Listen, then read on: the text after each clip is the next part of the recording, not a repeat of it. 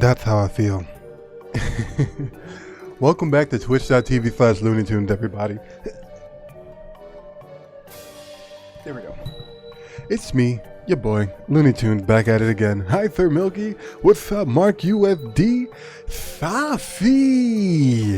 Merhaba, Safi. How you doing, man? How you been? Excuse me. Haven't turned on RoboTunes yet. My bad. What's up, Big Yams? Excuse me. I had to burp. That was hard to talk and burp at the same time. Give me one quick second. You see what I posted? I asked and did it. Yes, I did. Give me 1 second with the chicken. Late night spookathon? Yes. So, for anybody who hasn't been here yet, this is our 4th day reading the book Final Girls, as well as discussing what we know about it. I'm gonna go through a little recap of what we know, or at least what I remember. And if you wanted to go through what we've read and discussed prior to this, I've actually posted it on YouTube. Check the Discord. The YouTube link is in the Looney Tunes channel. I posted it for you guys. Love you, bro. Love you too, man. You think I'm gonna forget you that easy? Come on now. We cooler than that. And I'm proud. I've seen 1 or 2 of the pictures. I did a lot to go through. But give me 1 quick second, guys. I'm gonna get started in a sec. I'm gonna also get started on giving you a quick little recap. Let's see. That part.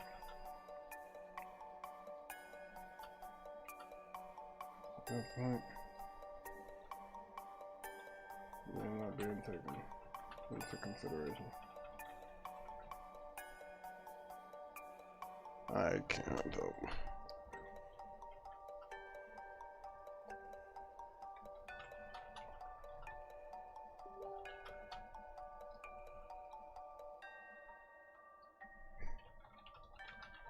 Alright, sorry about that. So, to recap on what's going on here. So again, the book is called Final Girls. To recap what's going on here, by Final Girls, for anyone who doesn't know, it's about the idea of, in your basic horror movie or your typical horror movie, in horror movie fashion, the final person to live typically or tended to be a girl,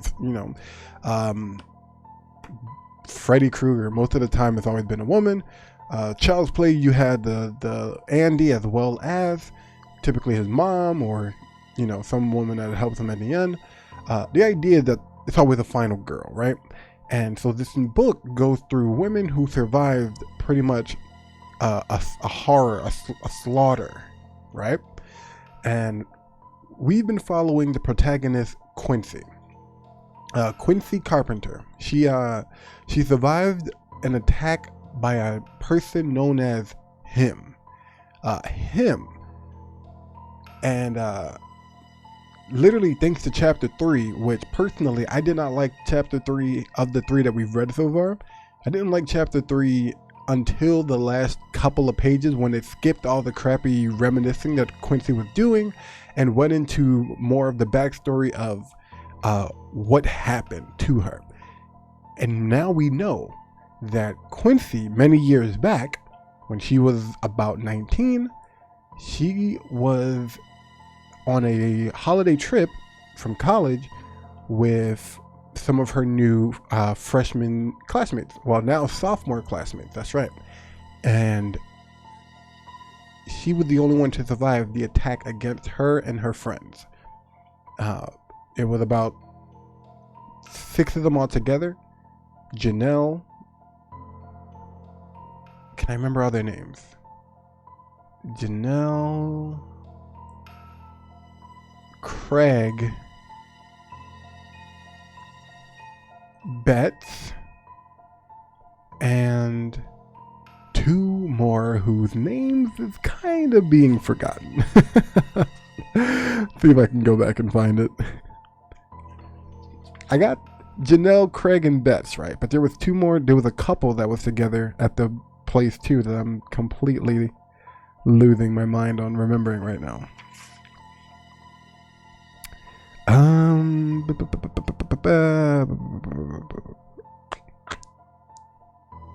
Who cares? It's unimportant.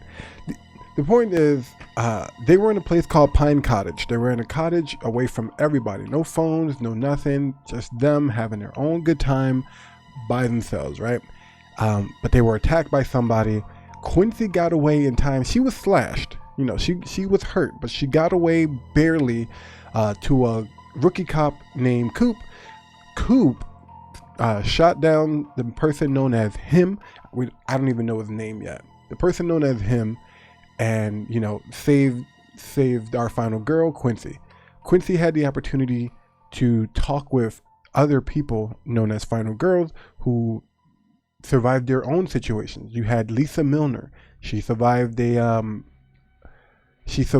a college dormitory, a sorority house.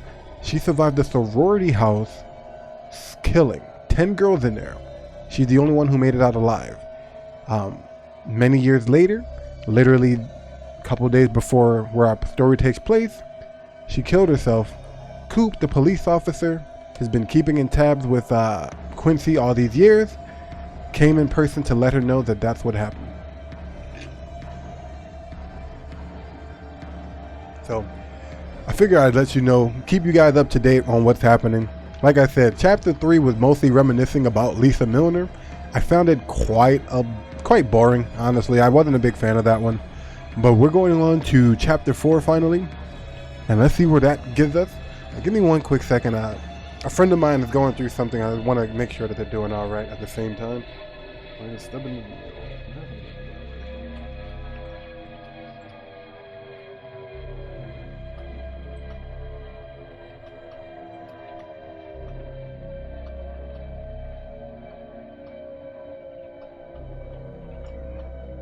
communication going.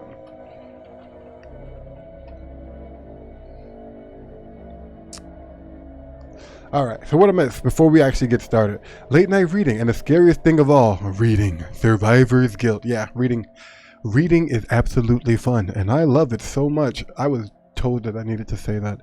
Sorry I was gone. You talk about the drawing yet? No, because I'm reading a book with a chicken. I will, on Discord, let you know how I feel about your paintings. I got you, my friend. Right now, we're talking about the book. Did you hear anything that I said about the book yesterday at all? Or did you kind of ignore it and just go on about your art piece? Because it's kind of one-sided when you do that. It's nice and all, but at the same time, we are doing something. Sorry, I'm just proud I actually was able to draw a tiger. I'm proud of you, man. I can't believe it. I saw like 15 pictures, like 8, but I will see them and give them my full critique after I'm done with the stream, if you don't mind. But yeah, so let's get this going, people. Chapter 4. Jeff finds me on the sofa with Lisa's book in my lap. Jeff is Quincy Carpenter's boyfriend. They've been together for about 3 years now. However, he still hasn't sprung the question. She's been kind of a little antsy, but she has been waiting for it. And my eyes raw from an afternoon spent crying. When he drops his suitcase and sweeps me into his arms, I lay my head against his chest and weep some more. After 2 years of living together and 2 more of dating, he knows not to immediately ask what's wrong. He simply lets me cry. It's only after I've soaked his shirt collar with tears that I say, Lisa Milner killed herself. Jeff's grip around me tightens. The Lisa Milner? The very one. That's all he needs me to say. The rest he understands. Oh, Quinn, hon, I'm so sorry. When? What happened? We settle back onto the sofa, and I give Jeff the details. He listens with a heightened interest, a byproduct of his job, which requires him to absorb all information before sifting through it. Jeff is a lawyer, for those who don't know. How do you feel? He asks when I'm done talking. Fine, I say. I'm just shocked. And in mourning, which is silly, I guess. Why can't Quincy just propose? Honestly, I think the reason she can't propose is just traditional sense, stubborn tradition. You know what I mean? Expectation is another ordeal that I'm not a big fan of, but I feel like it's going on here too.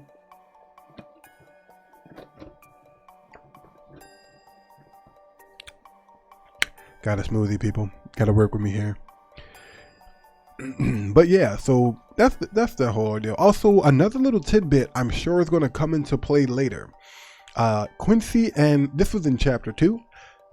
Again, both chapters 1 and 2 are up on YouTube if you want to, listen to them and talk about them.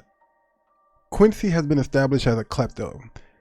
No one knows it except us and Quincy herself. Even Coop doesn't know it, and they were together talking about some of the situations and Lisa Milner at a cafe. As they were leaving the cafe, Quincy swiped some lady's iPhone and put that in her special little drawer full of other things that she swiped. Pretty much all shiny things that she can look at herself in. So, just want to make sure you guys know that as well. Melon Kiwi, hello there. Oh, that's nice. How do I find your YouTube? That's a good question. I should make RoboTunes do it real quick. If you don't mind giving me a quick second, I'll pass it to you guys.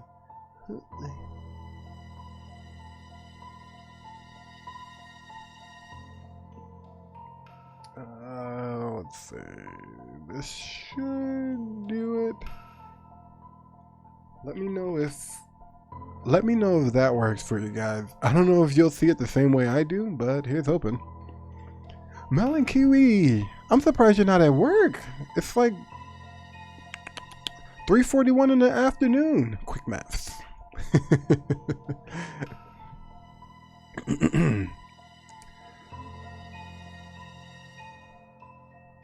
Fine, I say. I'm just shocked. And in mourning. Which is silly, I guess. It's not. Jeff says, you have every right to be upset. Do I? It's not like Lisa and I ever actually met. That doesn't matter. You two spoke a lot. She helped you. You were kindred spirits. Jaquez 2000, thank you so much for the follow. Much appreciated. Say something in the chat. We'd love to hear your beautiful voice via text. Thank you, Tunes. No problem. I will be posting chapter 3 and soon 4 and 5 as fast as I possibly can, but I do got some actual artwork to do. Much appreciated. No problem. We were victims, I say. Greetings from Coachella. Nice. How you doing? Nice to meet you. Greetings from Virginia, I guess. What you getting yourself into? I'm reading a book for the people trying to go to sleep. Let's catch up. We were victims, I say. That's the only thing we had in common. You don't need to trivialize it, Quinn. Not with me. That's Jefferson Richards, the public defender, talking. He lapses into lawyer speak whenever he disagrees with me, which isn't often. Usually, he's simply Jeff, the boyfriend who doesn't mind cuddling, who's a far better cook than I, and whose ass looks amazing in the suits he wears to court. I can't begin to understand what you went through that night, he says. No one can.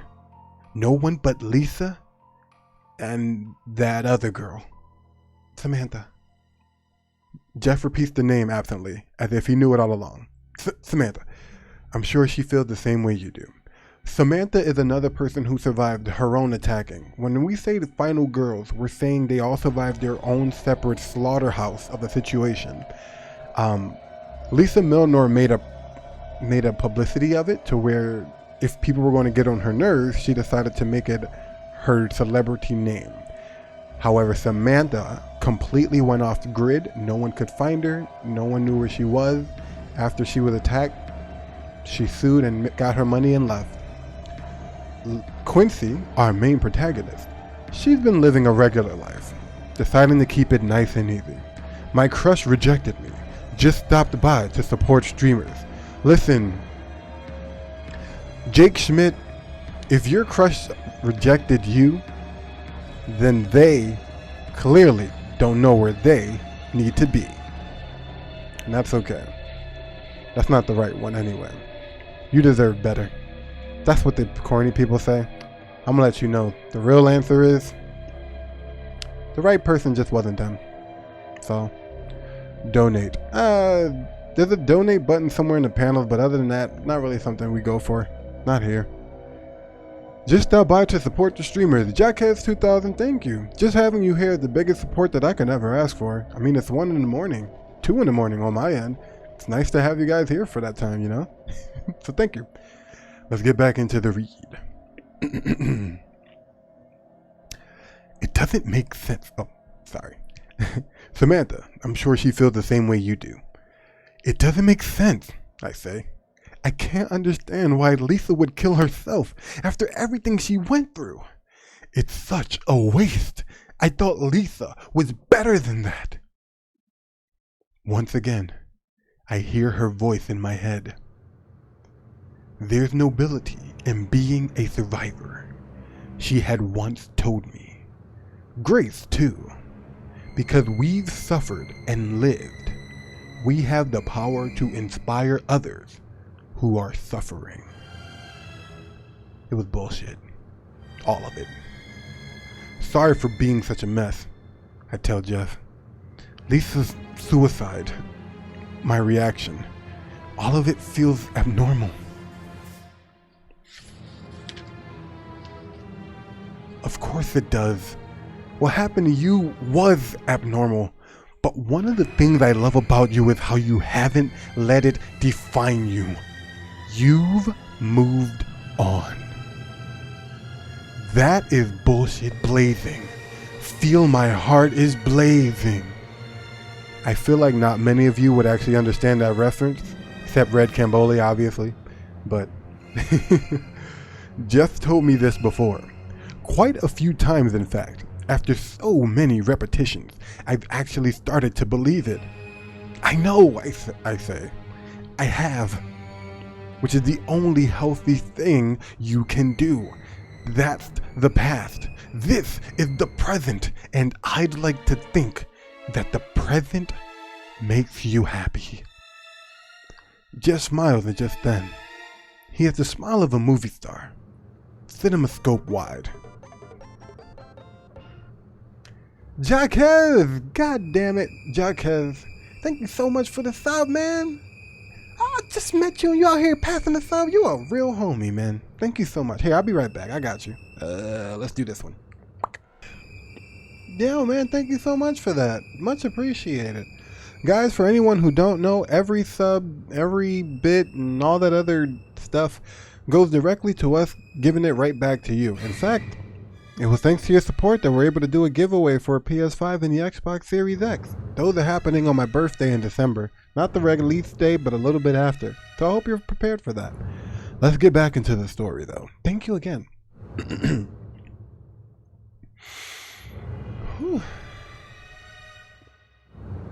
Jeff smiles just then.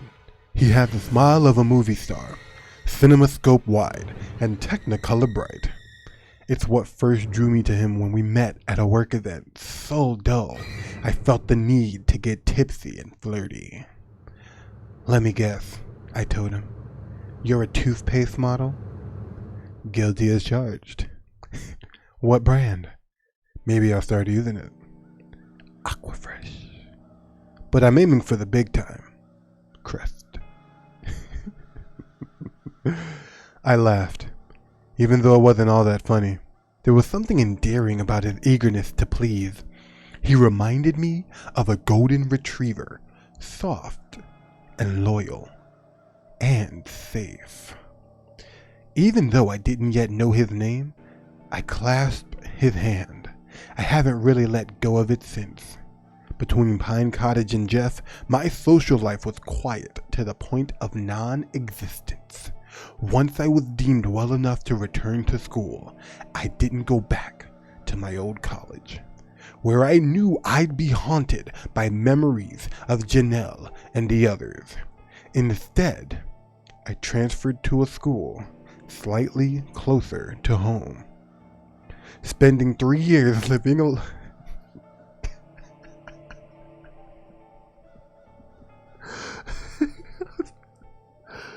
Oh no, see the yes. Shut up.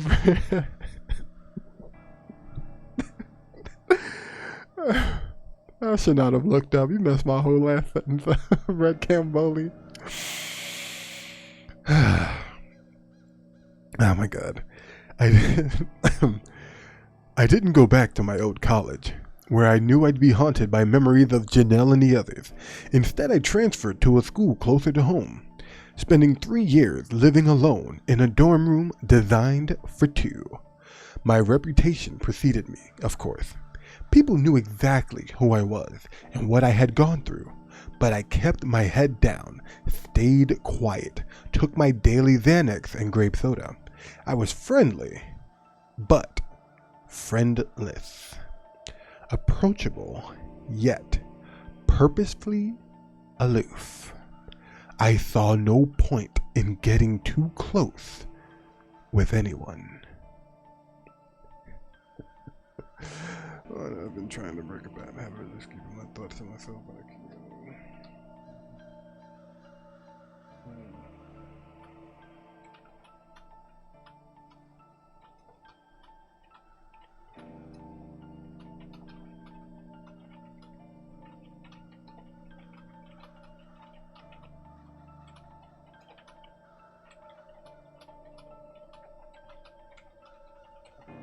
Alright, there we go. Had to get that through. Sorry about that, people. Okay. Where were we? Once a week, I attended a group therapy session in which a group... Once a week, I attended a group therapy session in which a grab bag of afflictions was dealt with. Those of us who attended became sort of friends. Not close, exactly, but trusted enough to call when one of us was too anxious to go to the movies alone. Even then, I had a hard time relating to these vulnerable girls who had endured rape, physical abuse, disfiguring car accidents. Their trauma was far different from my own. None of them knew what it felt like to have their closest friends snatched away in a single instant. Now, I don't know about that. She said disfiguring car accidents, and you can have a friend in that scenario, unless, of course, she's saying that the one who had that problem was only in it by themselves. Then in that case, if the person who was in it by themselves was the cause of that, in her eyes, all she'll ever see is the haunting image of the people she accidentally banged out. You know what I mean? So it may not be the same as her case, but it's, I would say, pretty close in trauma. I don't know. I'm not a psychological ward or a psychiatrist. Anyway, never mind. They didn't understand how awful it was to not remember the worst night of your life. I got the sense my lack of memories made them jealous, that they too wanted only to forget, as if forgetting were somehow easier than remembering. My foot is killing me. While at school, I attracted an interchangeable string of skinny, sensitive boys who wanted to unlock the mysteries of the shy, quiet girl who kept everyone at arm's length. I indulged them, to a degree. Awkward study dates, coffee house chats where I amused myself by counting the ways they avoided bringing up Pine Cottage, maybe a teasing kiss goodnight if I was feeling especially lonely. Secretly, I preferred the jockish types, found solely at frat parties and raucous keggers. You know the type. Big arms, beefy pecs, slight bear gut. Guys who don't care about your scars, who are incapable of being gentle, who are all too happy to tirelessly fuck, piston-like, and definitely not upset when you slip out afterward without giving them your number. You know, so here's the funny thing. I surprise, surprise. In high school, I would say I was a pretty popular-esque guy. In a way, I pretty much knew everybody in my high school, especially when graduating that year. I knew everybody down to like ninth grade, right? I was pretty much cool with like as many people as I could be. Was there a particular type as far as like nerdy or prissy or whatever, that whole ordeal? I was actually, that wasn't what I was into. What I was more so into was just someone who had me like laughing. You know what I mean? If you could make me laugh, I was into you. I was like, all right, this is something. And I say it still goes on to that. So like, even when I was in college, I was still about, you know, like if you can make me laugh, that means there's something there, or there's a better chance for something to being there rather than just, oh, you're cute. Okay, good for you. Care less. Just my thoughts. You know what I mean? And I get the idea. Like, she herself is shy and quiet, but that doesn't mean she wants a shy, quiet boy. No, she wants a jock. You know, don't switch it up. After those encounters, I'd leave feeling sore, chafed, and oddly invigorated. There's something energizing about getting what you want, even if that something is shame. But Jeff is different. He's perfectly normal. Polo by Ralph Lauren normal. We dated an entire month before I dared bring up Pine Cottage. He still thought I was Quincy Carpenter, marketing grunt about to start a baking blog. He had no idea I was actually Quincy Carpenter, massacre survivor. To his credit, he took it better than I expected. He said all the right things, ending with, I firmly believe it's possible for people not to be harnessed to the bad things from their past. People can recover. They can move on. You certainly have. That's when I knew he was a keeper. I'm funny, wink wink. Yes, you are. Yes, you are, my dear. That's when I knew he was a keeper. So how was Chicago? I asked. From the half shrug Jeff gives me, I can tell it didn't go well. I didn't get the information I was hoping for, he says. Actually, I'd rather not talk about it. And I'd rather not talk about Lisa. Jeff stands, struck with an idea. Then we should go out.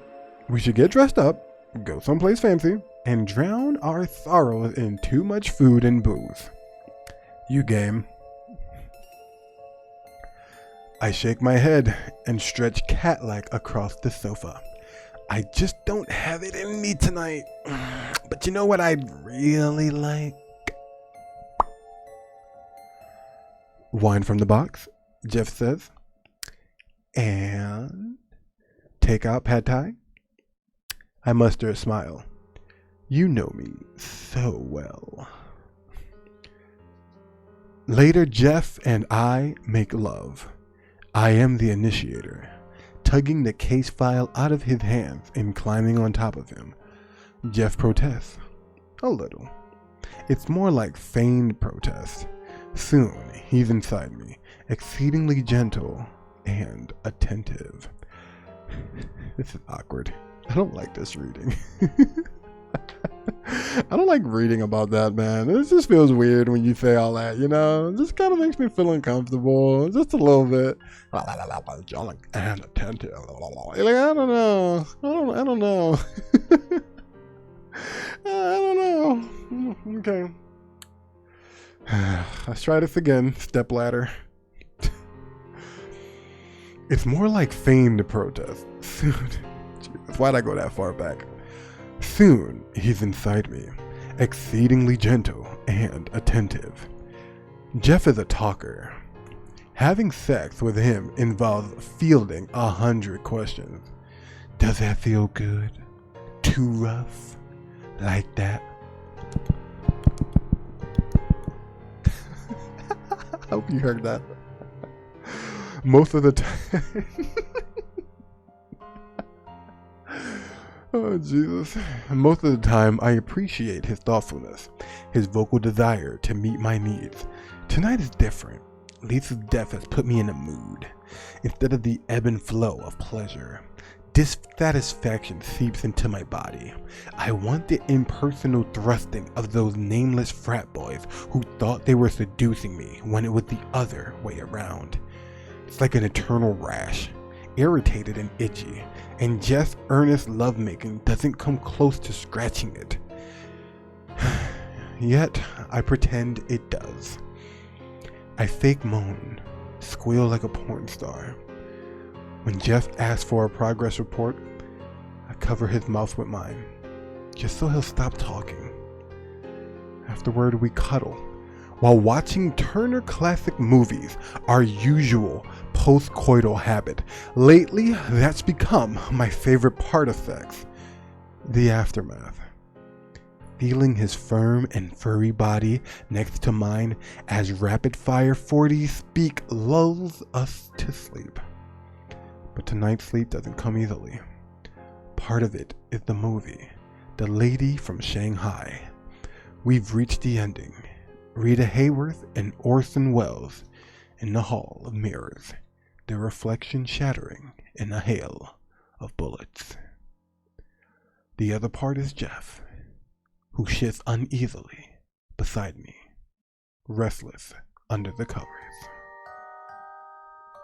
Eventually he says, "Are you sure you don't want to talk about what happened with Lisa Milner?" I close my eyes, wishing sleep would grab me by the throat and drag me under. There's nothing really anything to talk about. There's not really anything to talk about, I say. Do you want to talk about your thing? It's not a thing, Jeff says bristling. It's my job. Sorry, I pause, still not looking at him, trying to gauge his level of annoyance with me. Do you want to talk about your job? No, he says, before changing his mind. Maybe a little. Excuse me. Just censor the whole passage and say uwu for every word. Nah, man, whoever fell asleep listening to this gonna have a weird dream. Yeah, apologies in advance for anybody who just had to hear me talk as a girl getting bopped by her guy friend while also thinking about other college guy friends she got bopped by then. Sorry. Very sorry. I roll over and sit up, leaning on my left elbow. I gather the defense isn't going well? Not really, which is all I can legally say about it. There's very little Jeff allowed to tell me about his cases. Client confidentiality rules extend even to spouses, or in my case, eventual ones. It's another reason Jeff and I are a good fit. He can't talk about work, and I don't want to talk about my past. We get to hopscotch over two of the controversial traps that usually ensnare couples. Yet for the first time in months, I feel like we're close to being caught in one and struggling mightily to avoid it. We should sleep, I say. Don't you have to be in court early tomorrow? I do, Jeff says, looking not at me, but at the ceiling. Did you even stop to consider that's why I can't sleep? I didn't. I drop onto my back again. I'm sorry. I don't think you understand how big this case is. It's been on the news, Jeff. I've got a pretty good idea. Now it's Jeff's turn to sit up, lean on his elbow, look at me. If this goes well, it could mean big things for me. For us.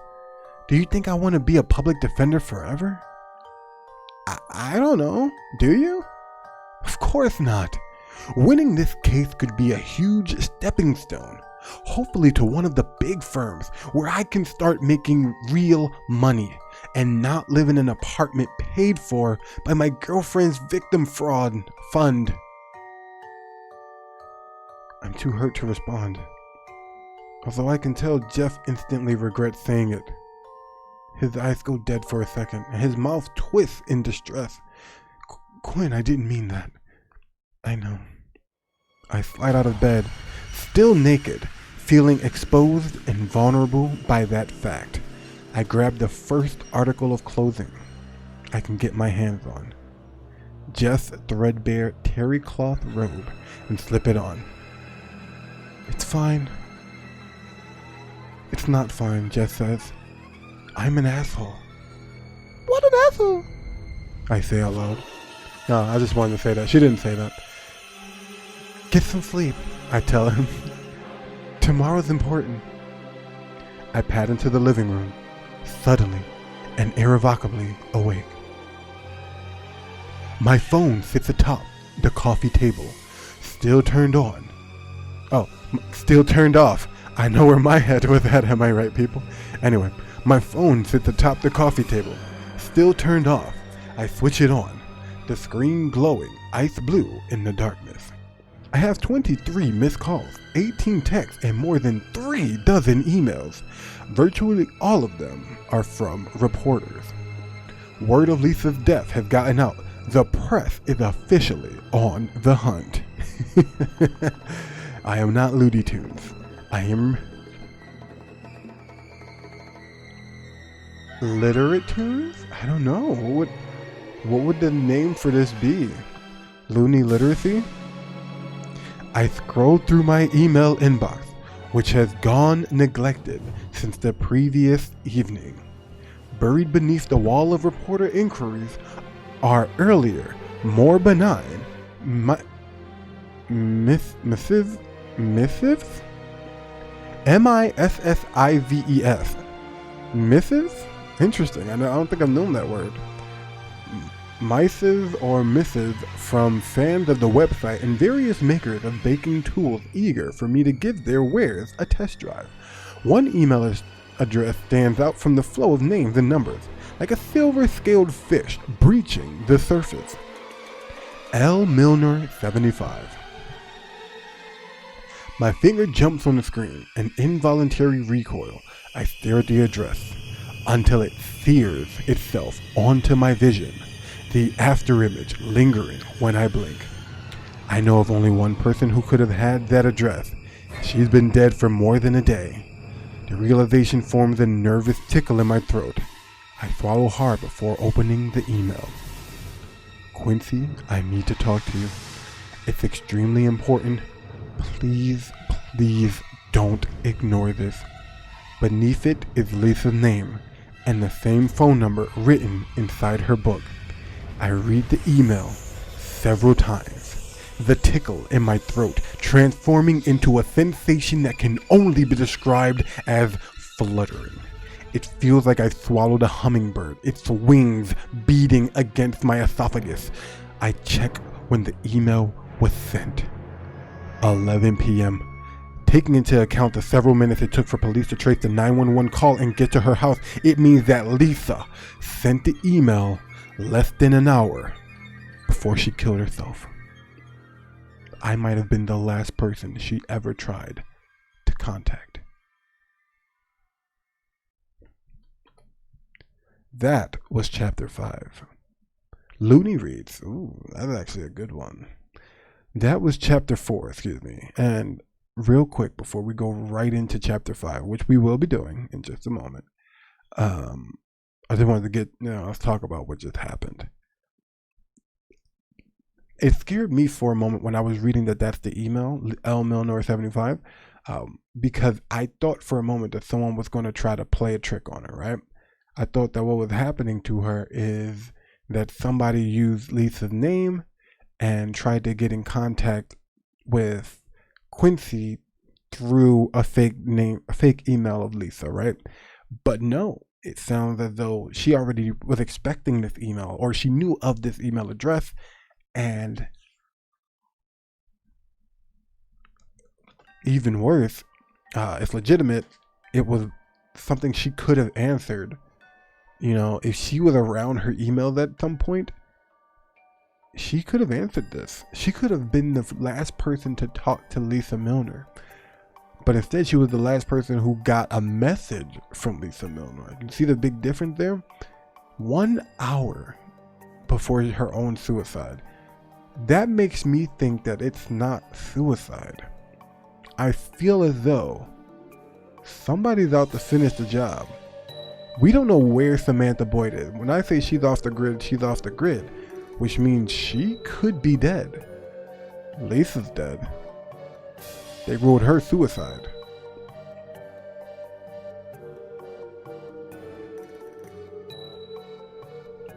We'll see. Morning arrives. Chapter 5. Morning arrives, gray and groggy. I awake to find Jeff already gone, off to meet his accused cop killer.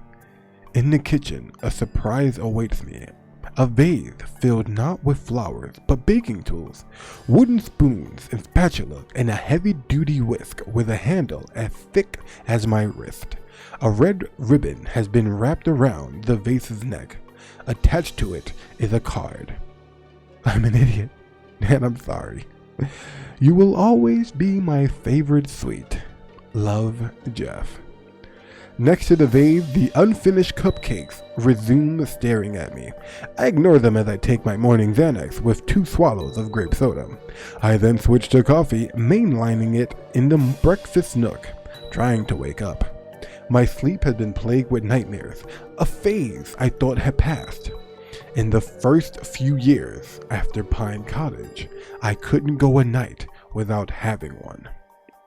They were the usual therapy fodder, running through the woods, Janelle stumbling from the trees. Him, lately though, I go weeks, even months without having one. Last night, my dreams were filled with reporters scratching at the windows, leaving bloody claw marks on the glass. Real quick, Janelle was alive when they were in Pine Cottage.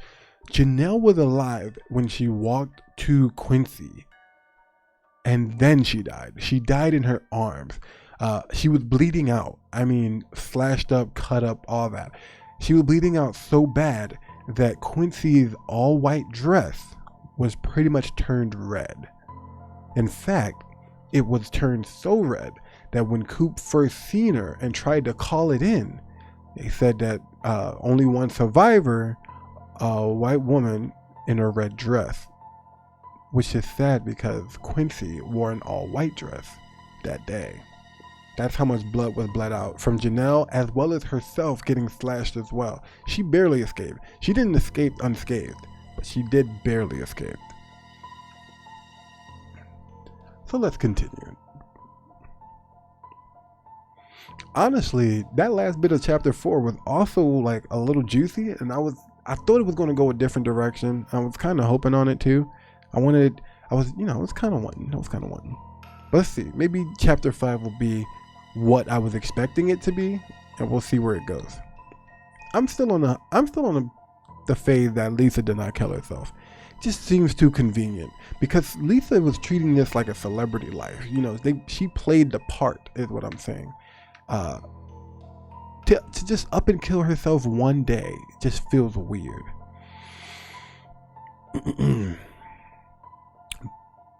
Bloody claw marks on the glass, pale and thin, they moaned my name with, waiting like vampires for me to invite them in. Instead of fangs, their teeth were pencils narrowed to ice pick sharpness, glistening chunks of sinew stuck to the tips. Lisa made an appearance in one of the nightmares, looking exactly like the picture on her book jacket.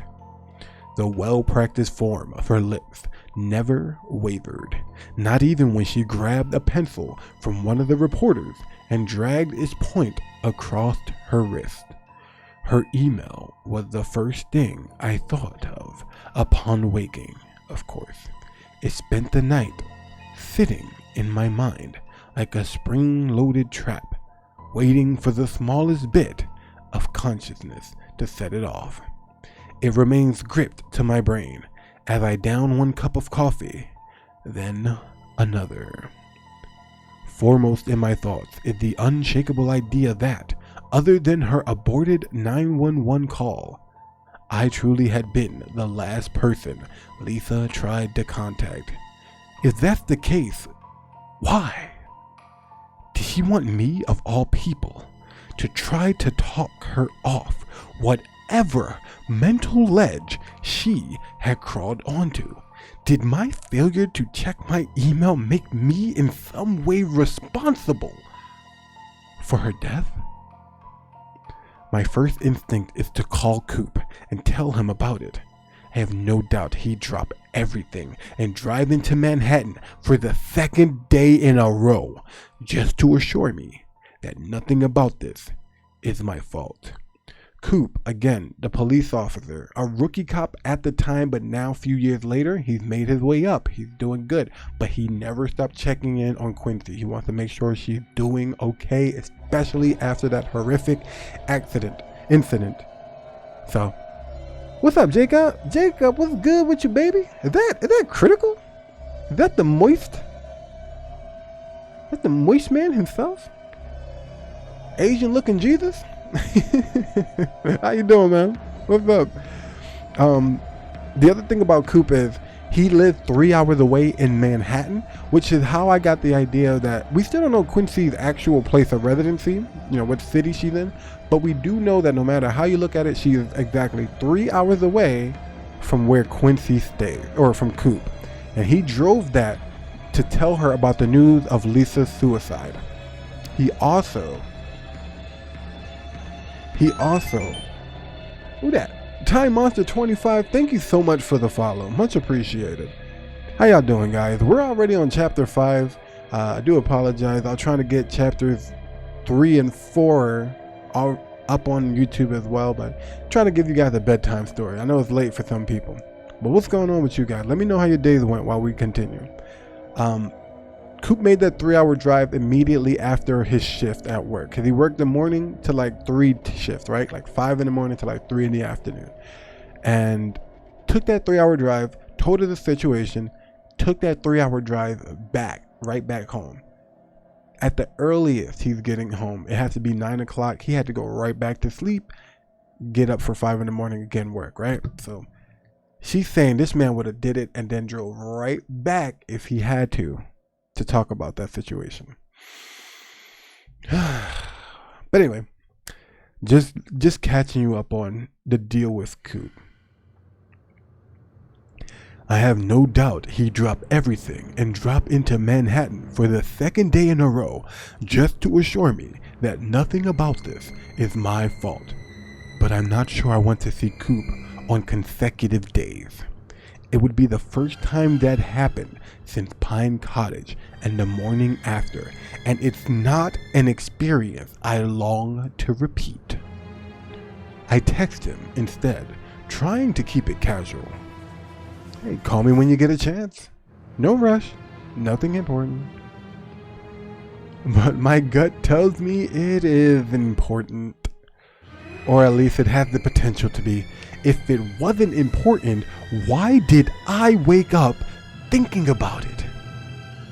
Why is my next thought to call Jeff just to hear his voice, even though I know he's in court? His cell phone switched off and shoved into the depths of his briefcase. I try not to think about it, although that proves to be impossible. According to my phone, I've missed a dozen more calls. My voicemail is a swamp of messages. I listened to only one of them. A surprise message from my mother, who called at an hour when she knew I'd still be asleep. The latest of her constantly evolving attempts to avoid actual conversation. Her mom tried her best. So her dad actually had a very terminal stage of cancer, right? And they were doing good up until the Pine Cottage massacre surviving. So now we have terminal cancer Poppy, who wants his daughter to be happy again, and mom trying to pretend that everything is going to be okay, nothing is different, everything is normal. She's still trying to do her social club things. She wants Quincy to be a normal woman again, a normal girl. That's the kind of mom she was. To the point where she pretty much took her to the psychiatric doctor and told them make her normal again. If I have to give her Xanax, I'm gonna do it right now. Make her normal. And that's why she takes Xanax and grape soda every time. Is because this is her way of trying to get close to being normal again, because her mom wants her to be normal. It's unfortunate, really, and sadly. I try not to think about it, although that proves to be impossible. The latest of her constantly evolving attempts to avoid actual conversation. "Quincy, it's your mother," her message begins, as if she doesn't trust me to recognize her nasal monotone. "I was just woken up by a reporter calling to see if I had a comment about what happened to that Lisa Milner girl you were friends with. I told him he should talk to you. Thought you'd like to know." I see no point in calling back. That's the last thing my mother wants. It's been that way ever since I returned to college after Pine Cottage. As a new widow, she wanted me to commute from home. When I didn't, she said I was abandoning her. Ultimately, though, it was me who got abandoned. By the time I finally graduated, she had remarried a dentist named Fred, who came with 3 adult children from a previous marriage.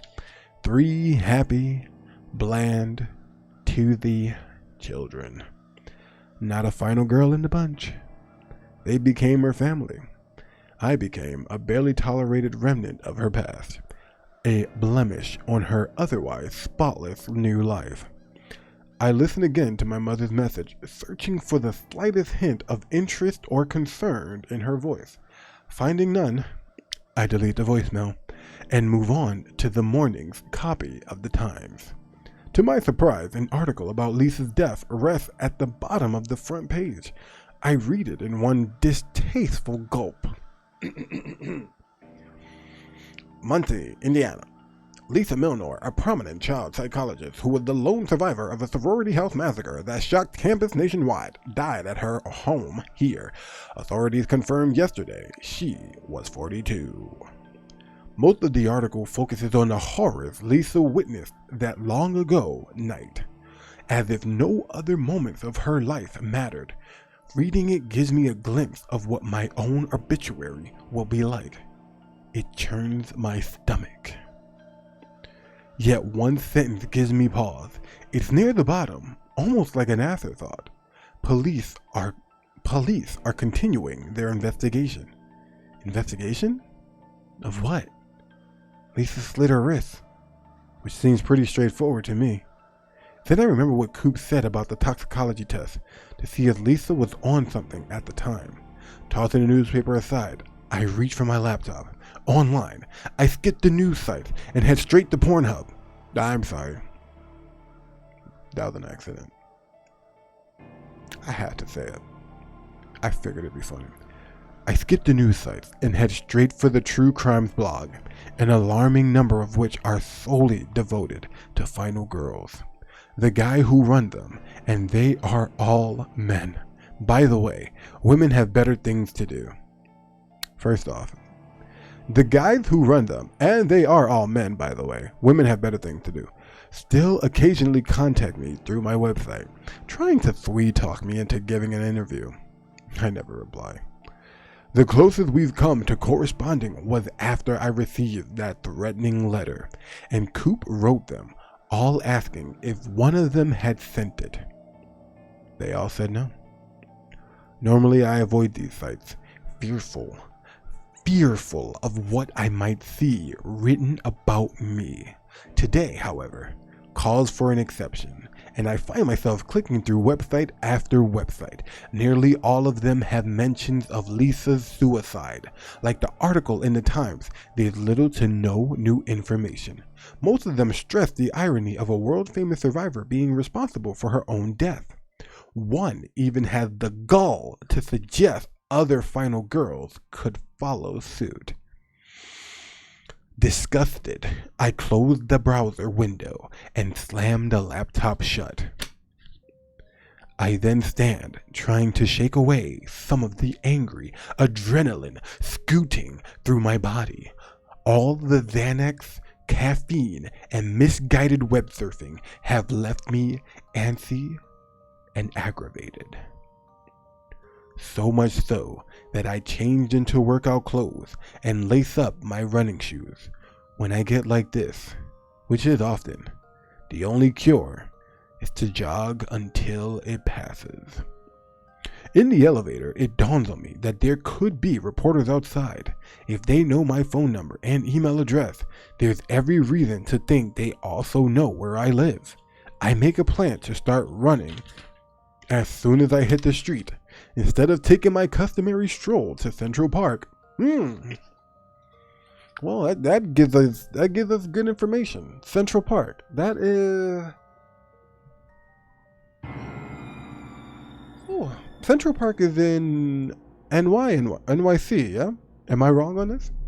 Hopefully one of you guys know. I believe Central Park is in New York City, New York. I mean, hopefully one of you guys would know, because I have no idea. I begin while still inside the building, busting out of the elevator at a light jog. Once outside, though, I see there's no need. Instead of a crush of reporters out front, I'm confronted by exactly one. He looks young, eager, and handsome in a nerdy way. Buddy Holly glasses, great hair, more Clark Kent than Jimmy Olsen. He rushes toward me as I trot from the building, the pages of his notebook fluttering. Miss Carpenter.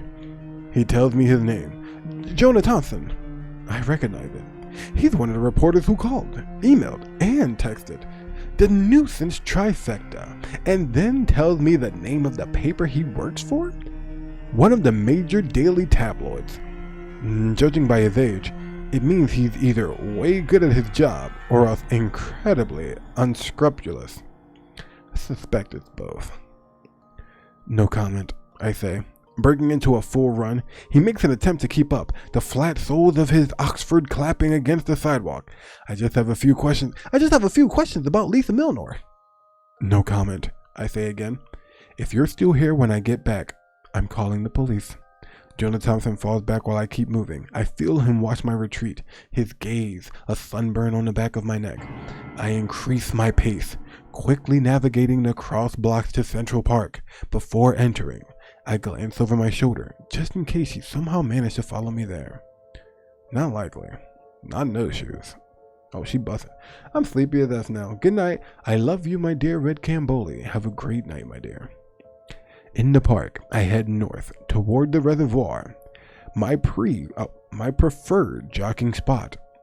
It's flatter than other areas of the park, with better sight lines, no curving path, with God knows what waiting just around the river bend. No pockets of trees thick with shadows, just long stretches of gravel where I can clench my jaw, straighten my back, and run. But on this crisp morning, it's hard to focus on running. My thoughts are elsewhere. I think about fresh-faced Jonah Thompson and his annoying tenacity. I think about the article on Lisa's death and its refusal to acknowledge how what she went through messed her up so much she decided to sink a knife into both her wrists.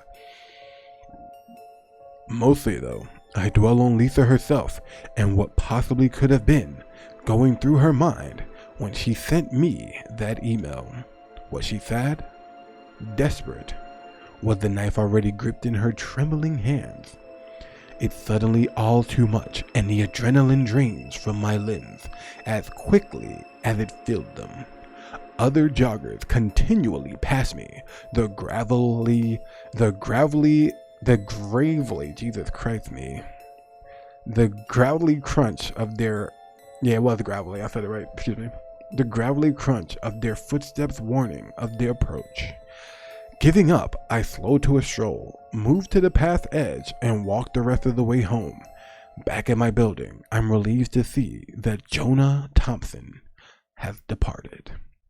In his place, though, is another reporter, idly on the other side of the street. On second glance, I decide she's not a traditional reporter. She looks too edgy for mainstream media, reminding me of those aging riot girls who roamed Williamsburg before the hipsters took over. A woman who doesn't give a shit. She's dressed like someone half her age. Leather jacket fitting over a hip-hugging black dress, fishnet stockings rising out of a scuffed combat boot. Her raven hair is a parted curtain that provides only a partial view of eyes ringed with liner. She wears lipstick as bright as blood. A blogger, I surmise. One with a far different readership from myself. Yet there's something familiar about her. I've seen her before. Maybe?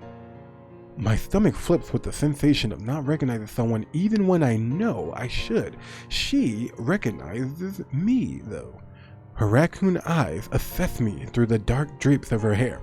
I watched her watch me. She doesn't even blink. She merely slouches against a building across the street, making no attempt to blend in with her surroundings.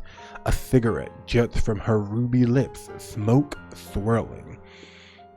I'm about to head inside when she calls to me.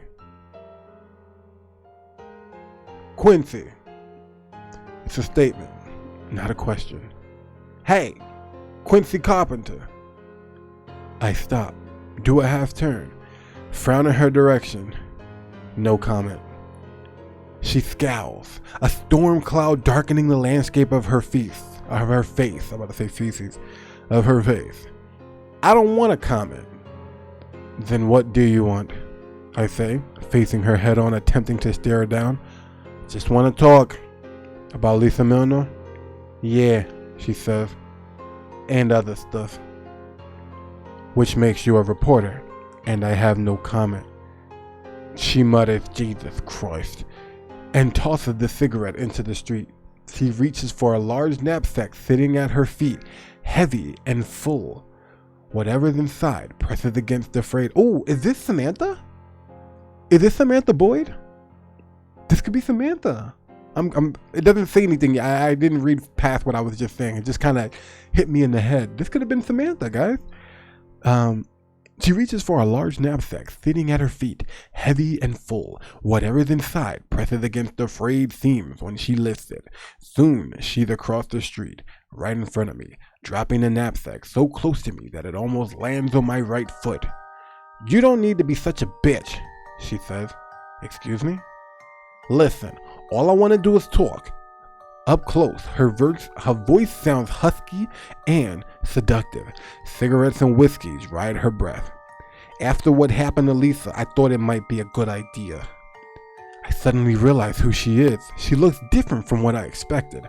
A far cry from the yearbook photo that was printed everywhere one long ago summer. Gone is the too high hair, the ruddy cheeks, the double chin. She's thinned out since then.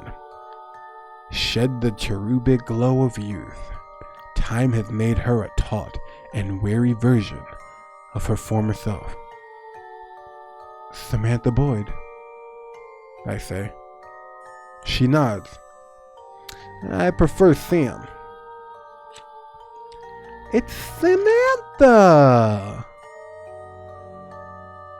Oh, that's the end of chapter 5. Oh, what time is it? I gotta get my artwork done. Damn it. Oh, man. I'll be honest with you. Samantha Boyd was the most interesting of them because the minute she said, I'm out, I'm peacing, I was the most hooked. I was like, you know what? She's the smart one. She said, I don't want no business with none of y'all. I'll take my money and I'll go. So the fact that she appeared, I'm curious as heck, actually. But chapter 6 is for a later day. Unfortunately, I have to go do some artwork. That's so crazy. All right. Ah, Jesus. Well, I'm happy that Samantha's a thing. They would not have given us a name for no reason. Jonah Thompson is going to make his way back. In fact, I'd be extremely surprised if Jonah Thompson didn't make his way, because there is a movie on Final Girls, right?